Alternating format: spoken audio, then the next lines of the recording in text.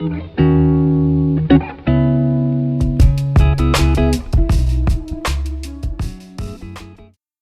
welcome back to Ready Garden. So today we're diving into a really important question. What is food? Really? So in a world of fast foods and processed snacks all over the place, we kind of lost the real meaning of food. And so real food isn't about just filling your stomach, but it's about feeding you, nourishing you, helping you. So let's jump into it. Food is nourishment.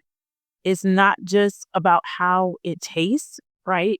I can eat 12 of these, but honestly, what is it doing for you once it enters your body, right? Food should come from nature, not from a factory. Food should also help your body heal and thrive, not harm. If you have any chronic conditions, it shouldn't make your conditions worse. It should make your situation or your health better. Now, if it grew in the ground or on a tree or came directly from nature with little to no alteration, that's real food. If it has a long ingredient list that you cannot pronounce, it's probably not food. Okay. So, real food are like apples, carrots, quinoa, herbs, honey, water. Food that's not real food is like your candy bars, your soda, box meals, a lot of your fast foods, right? So something I used to tell my kids is, I don't know of a Cheez It plant, but if you do, just let me know what's up. We have to really get back to what food's purpose is. It is there to provide us nourishment and sustenance. It's there to provide us minerals and vitamins, all the nutrients that we need.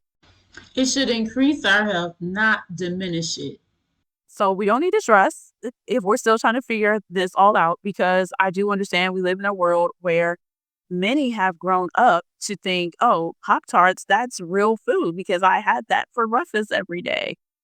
But the important thing is just learning what food is and then trying to incorporate those foods one meal at a time.